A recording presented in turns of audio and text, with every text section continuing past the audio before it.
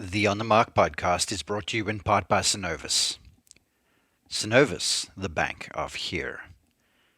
Here should be the most important place to your bank because here is where you are. Synovus, the bank of here. Welcome to On the Mark, a PGA Tour podcast. Here's your host, someone who walks inside the ropes but thinks outside the box, Mark Immelman. How's it? Or maybe I should say howdy. I'm in Texas, y'all. Yeah, you can hear the smile on my face. I know you can. It's golf time. It's nearly go time. Thursday later this week, we kick off the 2020 Charles Schwab Challenge at Colonial. Part of the call for CBS Sports. I'm so jacked. I cannot tell you. Golf is returning. Yes, we're not completely past COVID-19 and the pandemic, so please continue to do what you guys are doing to stem the tide, to stop the transmission. Let's do our part. But I'm excited to be back at golf. I'm excited to be in your company. Thanks for downloading this one. Appreciate you sharing this with your friends. Appreciate you guys reaching out to me via Instagram, Twitter. Personally, I'm at Mark_Immelman. Follow me there. The podcast, the Twitter handle is at On The Mark Radio. That's how we deal with your requests and your comments and such. Let us know. Follow us there. But anyway, great to be back on the road. The trip out here with Delta was sensational. I felt safe. Everything was fine. Planes were distanced. Hotel we're staying in is clean. Everything is just good. And I'm doing my part, obviously, to do the world right, but just looking very forward to being a part of it. And I know you guys are probably too. I know we're living in some crazy times right now, and me personally, I'm trying to stay away from commentary on everything that's going on, but I just want to commend you. It's something that I've preached to you all of the time. Wisdom, understand another person's plight. Take time to listen. Wise people listen more than they talk. So listen to folks. Listen to what people have to say. Make a point of trying to understand their position. And if we do that, there'll be forward growth. Remember, growth happens when collaboration happens. That's how this podcast has happened. I've collaborated with you. I've collaborated with great minds who've come on here, and people are growing because of it. We can do this, folks. Let's do this. I'm from South Africa. I understand race relations as far as I possibly can. And I know that one thing is always true. Just take time to understand and take time to love. Love beyond yourself. Anyway, speaking of love, I have tremendous love for all of my colleagues with which I have the honor of working with on the PGA Tour, and so many great minds, so many great thinkers, just so many great people. And Jim Nantz is by far and away the gold standard in all of those factors, all of those elements. He's just a great guy. He's been around sport for so long. Just a deep thinker, and he's got a wonderful insight and a wonderful way of telling adult stories. And so when I came to him with the idea of describing the champion, the makeup of a champion, he was all in for this, and the conversation was so much fun. And I just loved the way this branched beyond golf to other sports, to business. Because really, as I've always said to you folks, golf is a human deal. Sport is a human deal. You have to be holistic in your approach. So whether it's golf, business, fatherhood, parenthood, husband, wifehood, whatever you call that, it's a holistic deal. And so I'm thankful to Jim for joining us on this podcast, and I'm convinced that you and all of the people that you share this with will gain something that will help you holistically to adopt the champion's mindset. This segment of the On The Mark podcast, it's brought to you by Synovus. Synovus, the bank of here. This is a true thrill. I'm fortunate to call him a friend and a fellow announcer, colleague, basically the doyen of sports announcing, Jim Nantz. How are you doing? So good to have you on this podcast. Thank you, Mark. You have such a good way with words. So thank you. My head is swelled over after that, but yeah, it's nice to be with you. Well, look, I've been looking forward to this for the long time because our global audience, they download this to learn, and there's so much to be learned from watching the greats. We can't necessarily swing it like a Tiger or a Brooks, but we can do things like they do, and I thought no one more uniquely qualified than you to sort of describe folks like this because you've been in the industry since the mid-'80s. Been around for a long time. Mm-hmm. Since you were in diapers, my friend. It's been a whirlwind, and it's been so much fun, and it's just flying by. It's the greatest joy, though, to be able to have a childhood dream, to want to one day tell stories at big sporting events. No desire about being on television. It was about being at the events and being able to try to be a voice to document a story and to be able to live it out. Pretty much my entire adult life, it's just been a dream. I started at CBS when I was 26, so this is kind of the 35th time around for a lot of these events. Whether be the football season, the basketball season, which of course got usurped by the pandemic, the golf season, which we're about to re-enter on a live and in-person basis, but I've loved it, and I've seen so many different things depending on the category. Let's talk golf here. That's our thing together.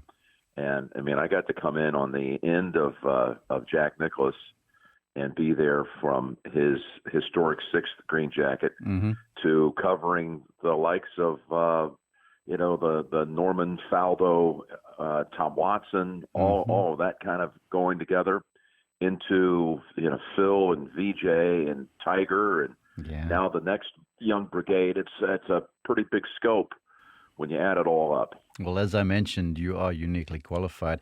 I've got to ask this before we delve into our little machine and put together the perfect athlete. As a collegiate golfer, was there any aspirations to play, or were you always just, I'm going to tell stories for a living? I was obsessed with the idea of being a sports commentator. Really? And I loved golf, but it wasn't the same as far as playing golf. I was completely enthralled with the idea of trying to be the next Jim McKay or Pat Summerall, Jack Whitaker, Dick Enberg, any of these great voices of my youth, completely enraptured by every spoken word by them. But I had enough ability, nothing great. I didn't have this decorated amateur or junior career, but good enough to where one day a former University of Houston golfer, All-American named Ron Weber, wanted to make an introduction to the head coach of the University of Houston golf team, Dave Williams, because he thought I could play there. He thought I had enough natural ability. So I met Coach Dave in the summer of 1977, and he took me out for basically an audition. Okay. I met him at the Woodlands, where they played a lot of tournament golf through the years north of Houston. Yeah. And the coach could not have been kinder, but he said, look, you carry your bag. I'd like to just watch you play. I'm not going to say anything. I'm going to try to stay out of your way. Go play 9 holes. We'll talk to you after 9. Well, so off I went as a onesome. And he kept his distance. I always knew where he was, but he was driving around watching me play. I birdied 1 and I birdied 2. And then I played the next 7 holes in 4 over, 4 bogeys and 3 pars. But you add it up, it was 38. Yeah. 2 over. And I walked off the 9th hole thinking that I had struggled at the end and had shown a lot of weaknesses in my game. And I thought it might be one of those, hey, nice to meet you and good luck, whatever your life journey is. But instead, Dave Williams said, I'd like you to be a Houston Cougar. What a I'd thrill. like you to be on my golf team. I can't give you any scholarship money, but I'd like you to come be a part of it all. I think you could play. So I had to try to get accepted rather late. I had not applied to universities. I was going to the University of Texas, as it turns out, not to play any sports there. But I got in, and I ended up, when it was all said and done, rooming with some of my classmates, Fred Couples, Blaine McAllister, both of whom had PGA Tour long, winners. great careers, and John Horn, who had 2 years on the tour in the late 80s and who was probably the most decorated incoming freshman we had. Right. So the coach put me with them eventually, and we just had the best time. They've had so much more talent than I ever could imagine. And I knew rather quickly once we got into school and around a team environment that I was lagging far behind. But again, I was going there primarily to be around a team environment and to study communications and to try to one day figure out a way to get CBS to recognize that I'm out here and I want to work for them. Well, they did, and here you are. Okay, throughout your career, my first Masters I ever watched on TV in South Africa was '86, and I'll never forget your guys' legendary calls. But you've seen stuff from Jack to Christian Leitner. I mean, you've called some events in sport that'll go down in the ages. So let's dive into this. Let's get this together, and I'm going to pitch you an element, and I want you to describe it as you see it from your point of view, and then maybe put a name to it. Are you good with this? Okay. Let's try it. All right. The champion, the makeup of the champion, and this is not the hands and feet of it all. This is just the mind, the emotions and such, the spirit. So I want you to talk about the mindset of some of the folks you've been around, called, worked with, et cetera, those really high achievers. What's their mindset like? Well, they are never letting go of the idea of winning. Okay. Now, you mentioned Christian Leitner. My life really at CBS, I've covered many sports, but primarily it's been about golf, college basketball, and the NFL. Now, I've done college football and all these other things as well, even the NBA for years in my early years at CBS, but primarily it's college basketball, the NFL, and golf. So again, talking about that time span I mentioned in golf, from Jack Nicklaus to Tiger and beyond, my college basketball years of 35 years of being around the game and calling 34 championships, would line up with the Mike Krzyzewski era, for example. All right. So let's call him a champion, okay? Okay. The great legendary coach at Duke University. But in the NFL, my career has really spanned, if you will, Tom Brady, Bill Belichick, Peyton Manning. So let's take Manning, Brady, Belichick, Coach K, Coach Roy Williams, winners. Yeah. And then the Tigers and the Jacks and the Phils from golf. What is it that you see as far as their mental ability? I think that you do see similar characteristics in a lot of them. Mm-hmm. There's just the never letting go for a minute, the idea, the concept of winning. I know for right now, we're in the off season for the NFL, and I've had some kind of secondhand contact with Tom Brady as he's getting adapted to life in Tampa and moving to Florida and playing an exhibition golf match and all this. And he's just hell-bent. I got to tell you real fast, though, as an Atlanta Falcon, I'm still smarting from that Super Bowl. But now he's in the NFC South. I couldn't. Yeah. Oh my! I know he's a great guy and he's a dear friend, but I'm not a fan of Tom Brady right now. Well, you have to be a fan of what he's accomplished. I'm sure it's absolutely tough for you to still get over 28-3. But he is, right now, he's working out as hard as he would be in the middle of the season. He cannot wait to go win again. I saw a documentary on Tiger the other day, which I was a participant in. It was about the Tiger Slam. And Nota Begay was asked a question about Tiger after he completed the 4 in a row spanning the 2000 season of majors and then the 2001 Masters. He said he called him the day after to congratulate him. Tiger was, well, what are you doing? He said, I'm working out.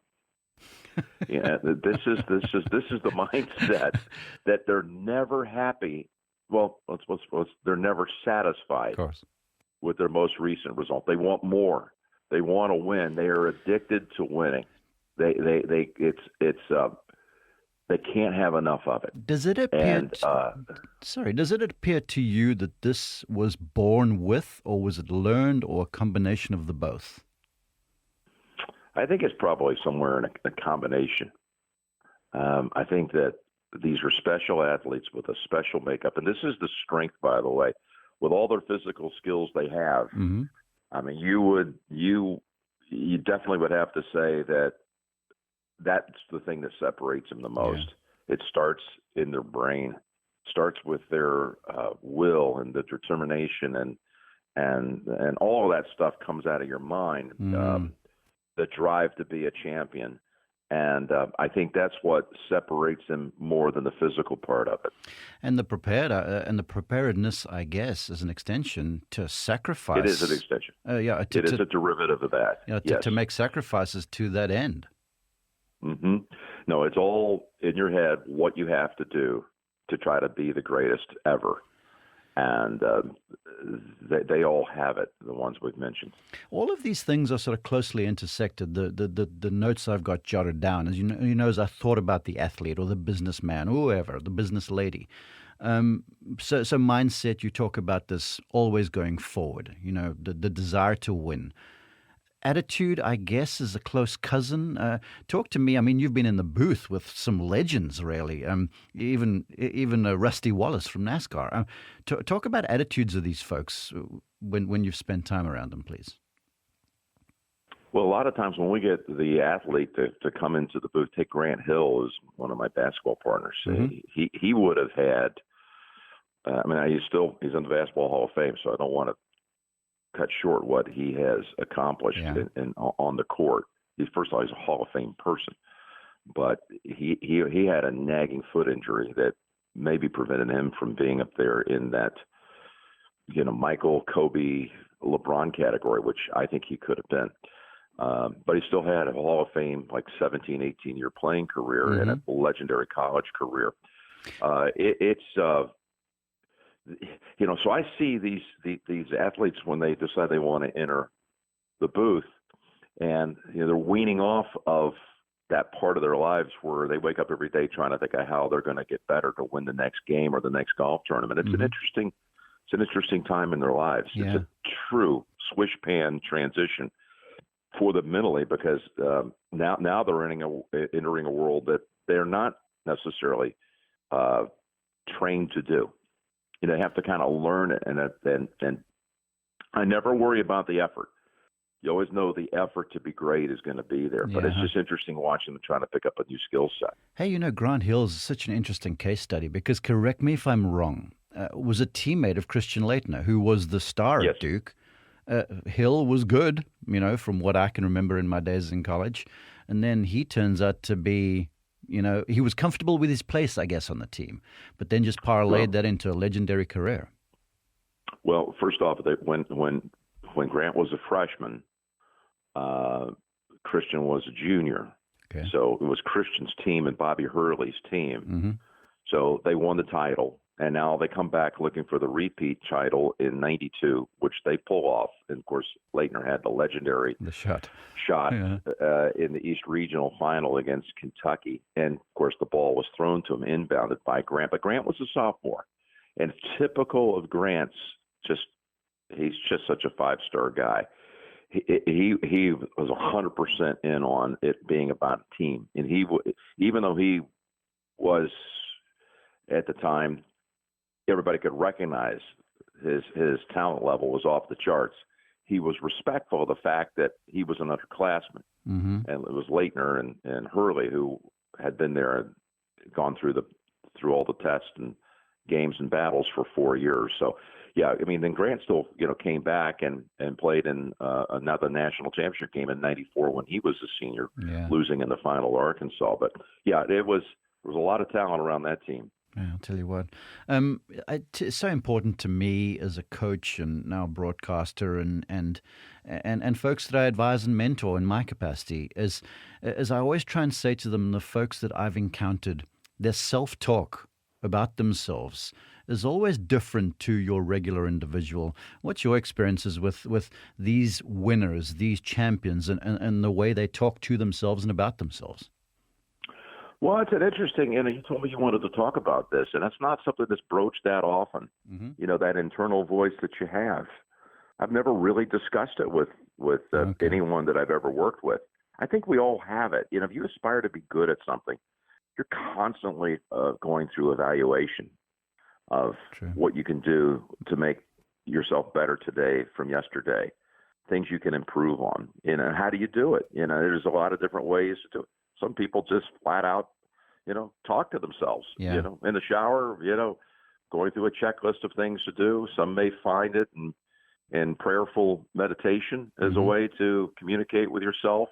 But Yeah, we all have those voices. I hope you do, Yeah. because we all need that guidance and stewardship. We need to be listening to what your heart's telling you. It's an important voice to recognize.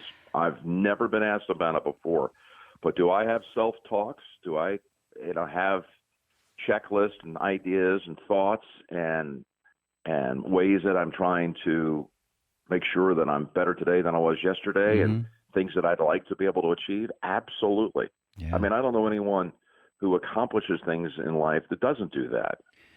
I find it fascinating. You interview certain folks, and sometimes it's in the heat of the moment. I've watched the interviews you do versus mine, and you've got champions who just won the Super Bowl and such like this. And obviously, the self-talk will be more uplifting then. But have you ever caught someone that has been downright, breaking themselves down openly, of any of these champions? Yeah, I think I see that a lot.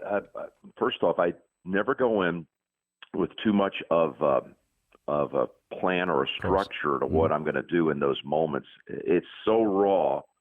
They've just won a national championship. They've just won the Super Bowl. They've just won the Masters. You kind of have to, as weird as this sounds, you kind of have to feel it. Yeah. To kind of like blend in with the moment. And I've always subscribed to the theory, the more you can just try to be yourself, the more you can be conversational, the better. So let's take Butler Cabin. That's, to me, where I've seen Oh, no kidding. more raw emotion than anywhere else. Yeah. Because you're kind of there by yourself. This game is, of course, an individual game, except for these international team events. But you're at the Masters, and you're sitting 4 feet across from someone that's just going through the realization of a boyhood dream. And they're still in shock. There's still a bit of a shock factor. They're sitting in Butler Cabin, and they've seen that coronation, that jacket ceremony, since they were little kids, dreaming and imagining that one day that occasion would be reserved for them. And it's very powerful. Okay. Hey, I find it a huge challenge every year to do that ceremony. But you take some real, even what we think are hardened veterans who have little emotion. There's something about when they sit in Butler Cabin, all those walls come down. I saw this front and Faldo. well, I saw this front and center when you interviewed Tiger after the 2019 win. I mean, you spoke of his kids, and I saw you get emotional about it, and it was etched all over his face. I had some people after that one say, "Oh, look at Nantz, he's trying to make Tiger cry." Oh, okay. No, go on, that right. was my agenda. Hey, we're gonna be doing the Butler Cabin in 1 minute. Let's listen to that voice again that you should have. Yeah. I said something a minute ago about everyone has it. I assume everyone has it. That's an achiever in this world. I hope so. But I'm going to have a voice inside my head say, "Okay, we're going to go through a 12, 15-minute ceremony. I've got to do a live ad-lib essay going off the air. But the main goal here is I've got to bring tears to Tiger Woods' eyes. That's what I need to do." So, again, just trying to feel the moment, Mark. Just trying to feel. I was so touched by what had just transpired minutes before, that whole scene playing out at 18 and Tiger walking through the human tunnel with his son Charlie on his heels, and it was just the hugs behind the green. It was just so powerful.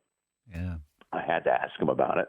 If I didn't ask him about it, I mean, it wouldn't make sense. So, yes, he showed emotion. But I was going to say, you take our pal Nick. Yeah. I happen to be fortunate enough to be there all 3 times. He won a green jacket, and we viewed him when he was a player as a guy that was never going to let you know what was going on inside of his heart. He had the guardrails up. I mean, I would try to talk to Nick every once in a while. I didn't have a real close relationship with him back in those days. Yeah. But he had been at the University of Houston a year before me, and for not very long. He had stayed just for a semester. Well, he realized, at some point he found out he had to actually go to class, to stay eligible. So I would sometimes go up and try to create a conversation with Nick about the University of Houston, and I could tell he didn't have necessarily a fond memory of all of that. So I never could get past some perfunctory, hey, how you doing? You feeling well? Yeah, doing fine, yeah. He never seemed to how are you doing? There was never like a real big exchange.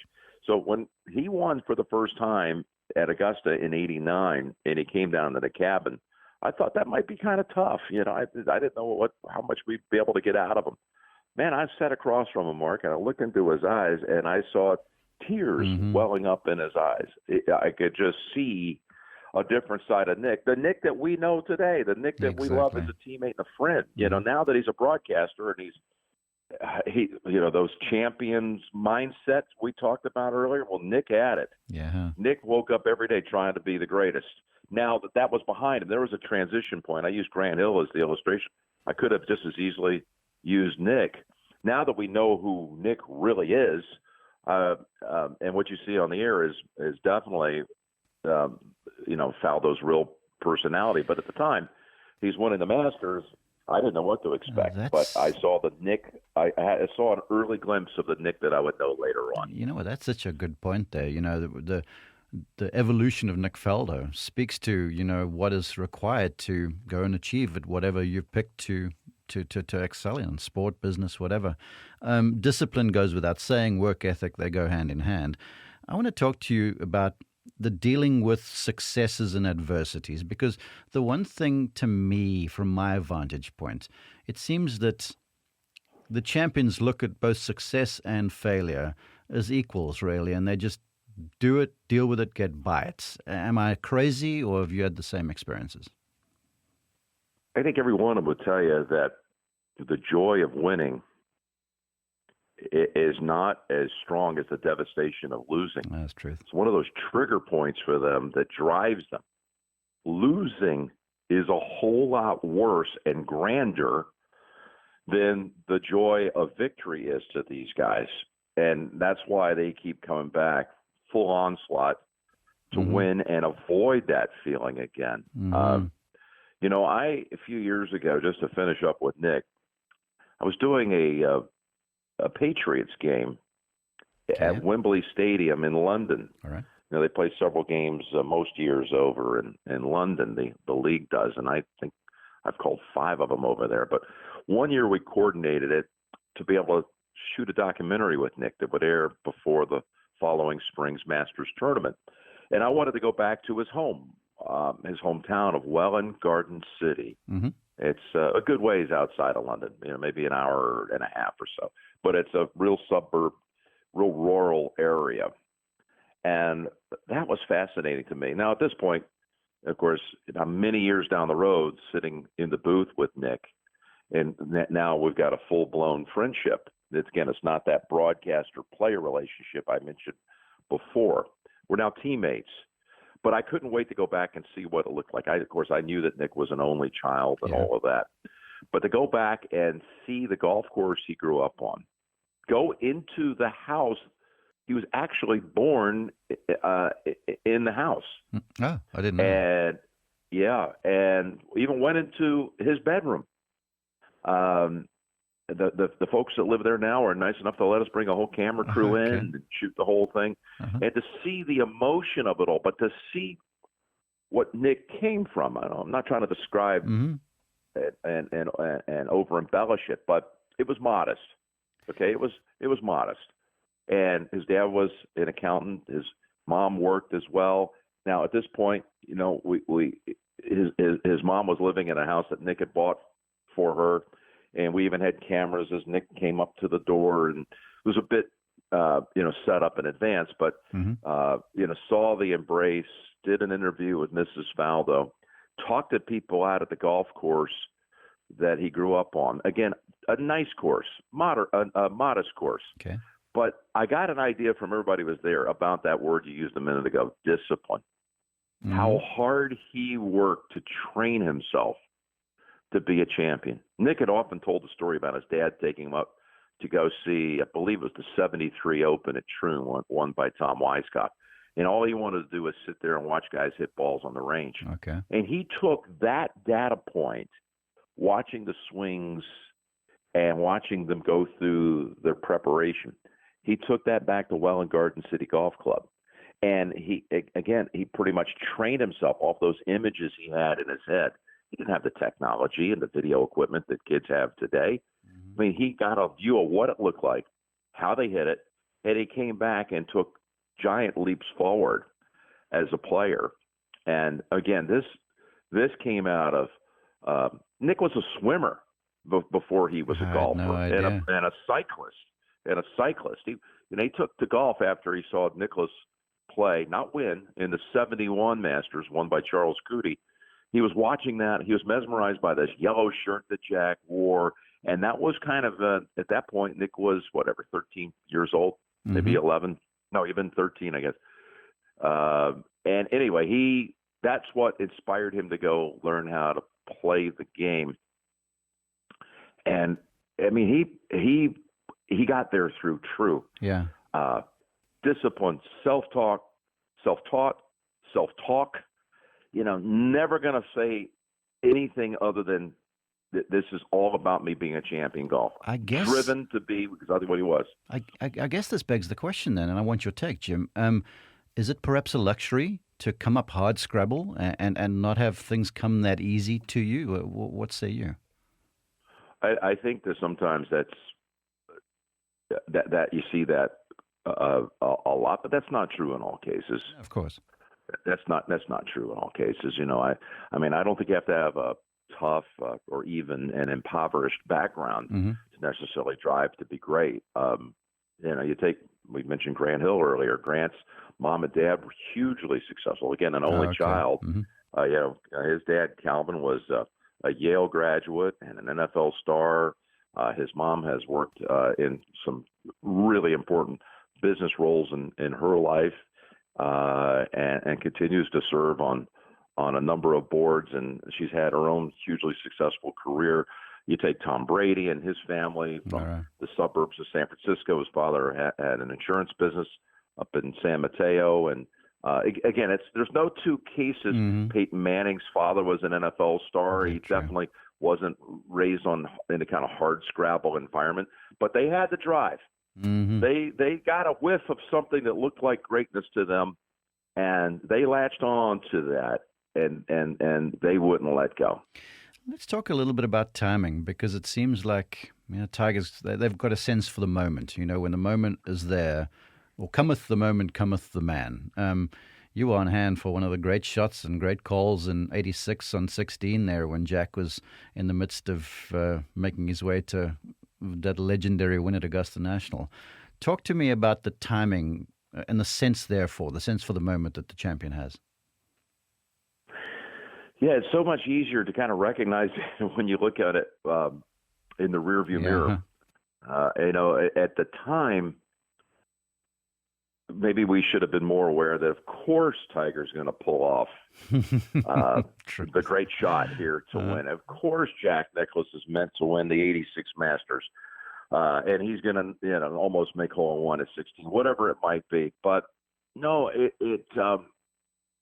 I don't think you can ever have those legendary careers unless you time and time again find a way to be able to handle the adversity, the pressure, the bigness of the moment when everything is on the line, to be able to pull off that shot, that stop on defense, that field goal, whatever it might be that the great ones have. They just have a time-tested ability. I'm looking on my office wall here of an artist rendering I had commissioned for Jack Nicklaus. He came out for a fundraiser a few years ago here to Pebble Beach, and it was just fantastic, Jack and Barbara. But I had a rendering made of his one iron off the 17th tee in the 1972 U.S. Open at Pebble, the one iron.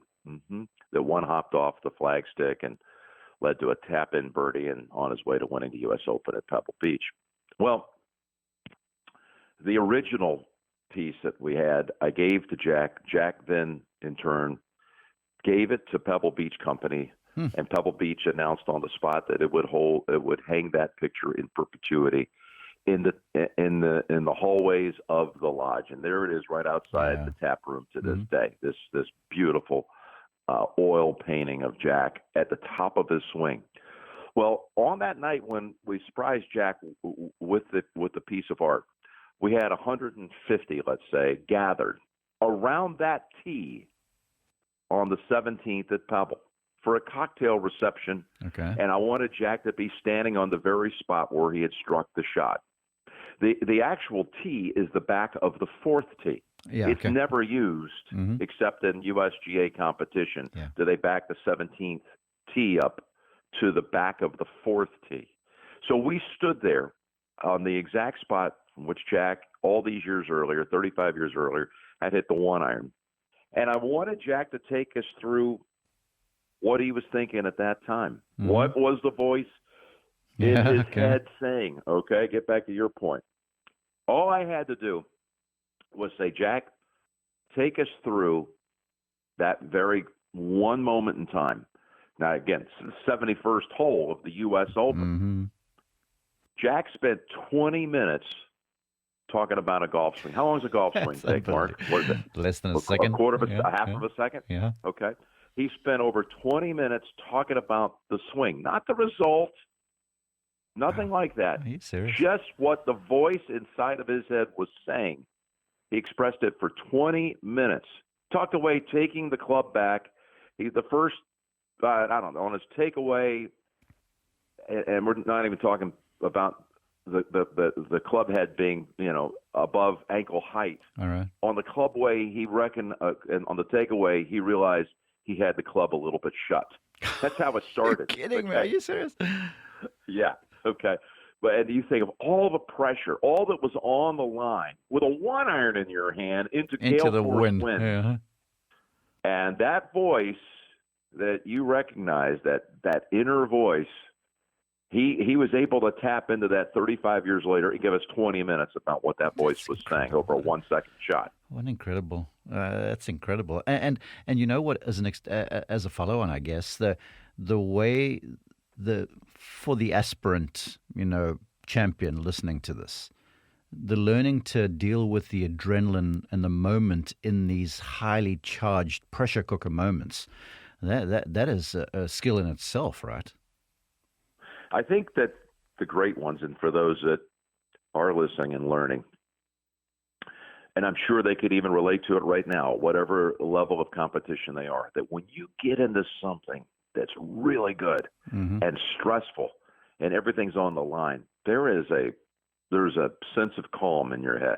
Yeah. And there's also this wonderful adrenaline rush that you're inside that cocoon. You live for that moment as you get deeper down the road at the highest level of competition.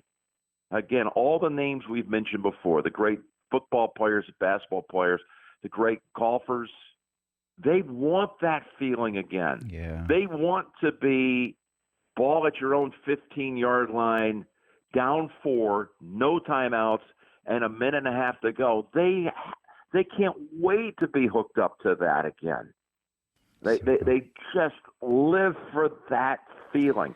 It's a rarity that you don't, grand scheme of things, how many moments of your life or what percentage of your life are you living like that? Yeah, even true. The great ones. Take Jack Nicklaus, Tiger Woods, whatever. I mean, when you add it all up in the terms of minutes in their life that they're inside that bubble and everything is on the line, it's a small, tiny fraction of their life. So they want to have that. They want to be hooked up to that. That is such a great... Intravenously again. Give it to me. I need to feel it again. You know what? You got the hair on my arm standing up because your point is so well-founded. Because now I think back to Brady. We've talked about him and that Super Bowl. How I'll never forget, they get the ball back and it looked like that moment was on. And this was Brady's moment. And there was a close-up of the guy's eyes inside of that helmet. And you could see everything just slowed down. He surveyed what was necessary. There was never panic. And he just almost relished this opportunity he had. I saw it one time in person, so I'm going to give you a shameless name-dropping story. Cover it. But it was in 2006. It's the second summer that I've been asked to serve, believe it or not, as an intermediary between President George H.W. Bush, 41, and President Clinton. Cool. These two great men had come together in early 2005 to spearhead this worldwide fundraising initiative called the Bush-Clinton Initiative to help raise money for victims of the tsunami that had struck Southeast Asia in the holidays of 2004, December of 2004. Yeah, I remember. And together, these two men, these two former presidents, had raised $1.5 billion together. It's insanity. George W. Bush, 43, was the one who hatched the idea. Let's get these two guys to team up and go out together and raise money and spread love around the world.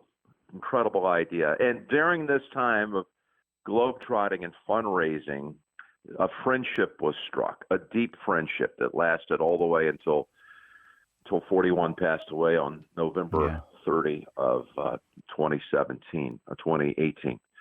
So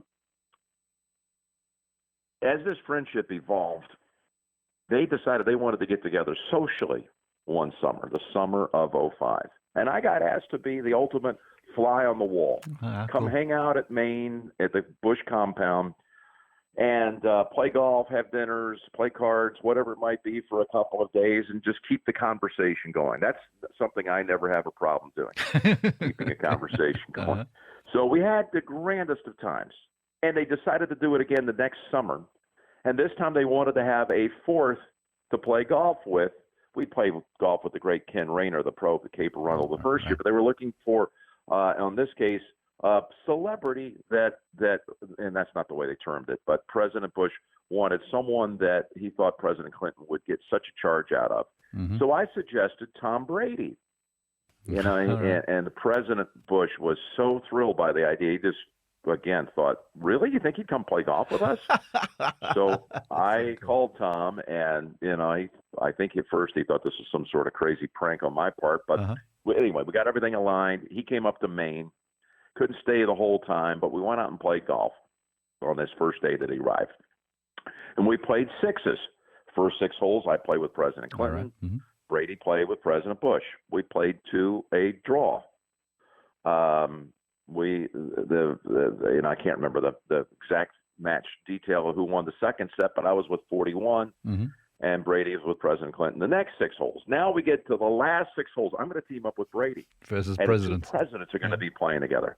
And by the way, you'd move the carts around so that you rode with the guy you were playing with. So we're on the 13th tee, and they moved the carts, bags around, and now Tom hops into my cart.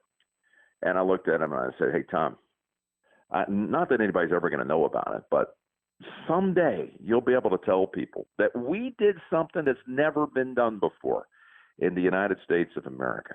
2 guys off the street got to play a match, a 6-hole match against 2 former political rivals, 2 former presidents of the United States.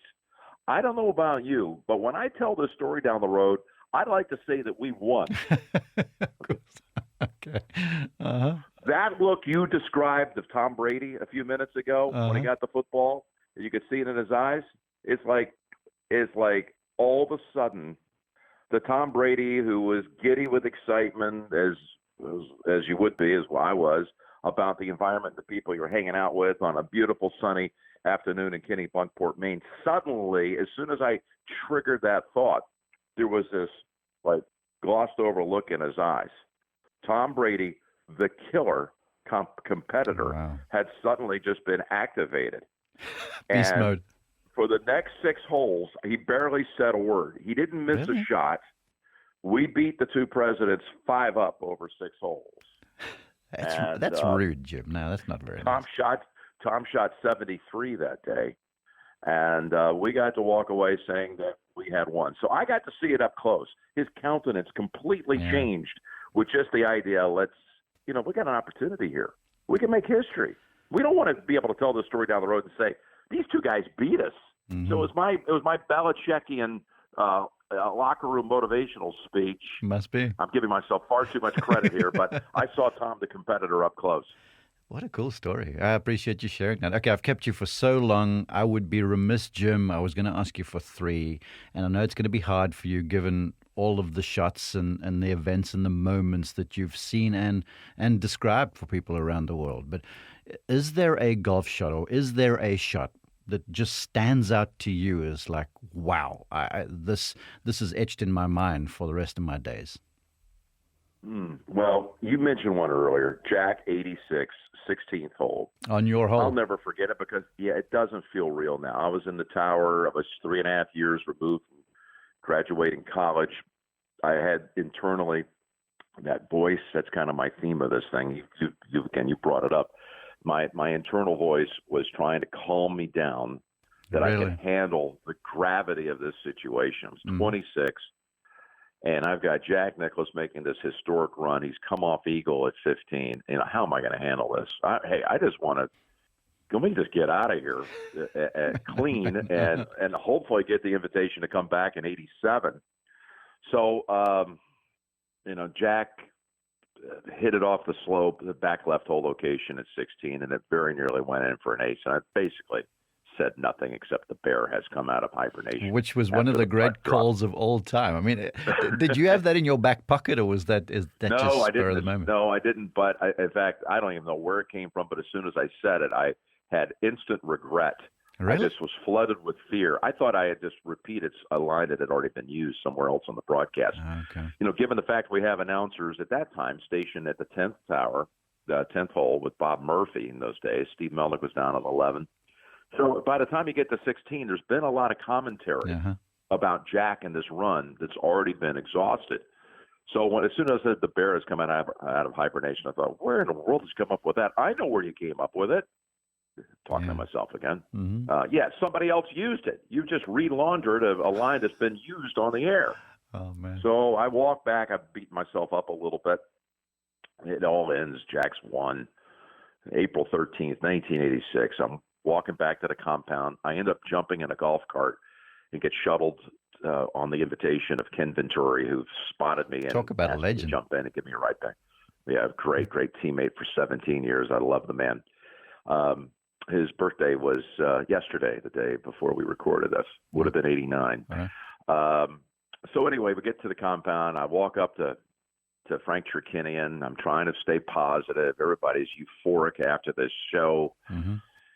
And I walk up and I thank Mr. Cherkinian for the opportunity, and he gives me a hug. He was a little fella, but he gave me a hug. Jimmy, you were great. And I took it upon myself to apologize for the bear has come out of hibernation line. I said, I know someone else had already said it. I had convinced myself someone had already said it. And he said, what are you talking about? Really? No one said it but you. Oh, it's a great awesome. line, kid. Now get the hell out of my office.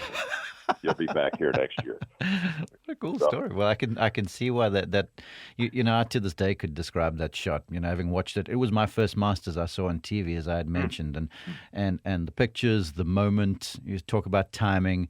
The way you guys, Ben Wright, delivered the thing will forever be lodged in my memory, and I'm so thankful for you for joining us and just to share these anecdotes and hopefully enlighten some young kid listening to this, going, okay, now that is one of the keys. Maybe just not logging time on the range, hitting balls or hitting putts, but these intangibles that are so important to success.